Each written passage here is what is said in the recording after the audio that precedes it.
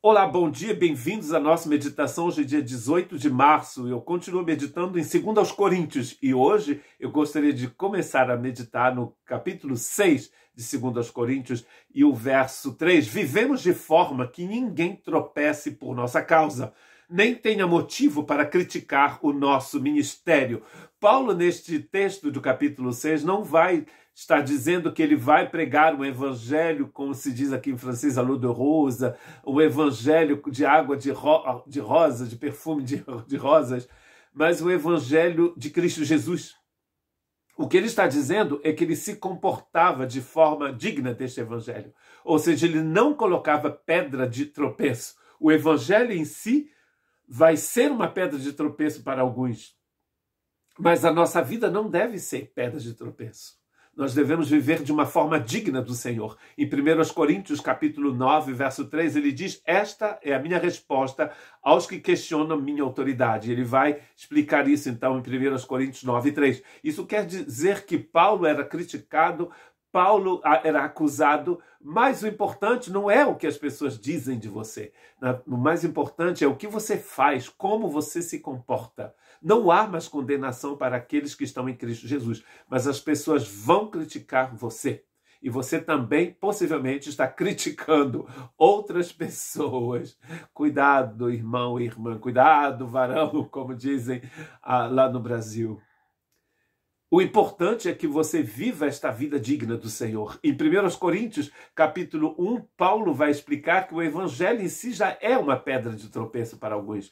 Mas não seja você pedra de tropeço. A mensagem da cruz é loucura para os que se encaminham para a destruição, ele diz. Mas para nós que estamos sendo salvos, ela é o poder de Deus, como dizem as Escrituras. Ele vai citar um texto do Antigo Testamento: destruirei a sabedoria dos sábios e rejeitarei a inteligência dos inteligentes. Diante disso, onde ficam os sábios, os eruditos e os argumentadores desta era?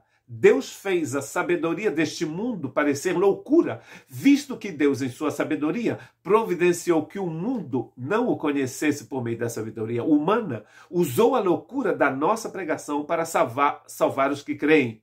Pois os judeus pedem sinais e os gentios buscam sabedoria. Assim, quando pregamos que o Cristo foi crucificado, os judeus se ofendem.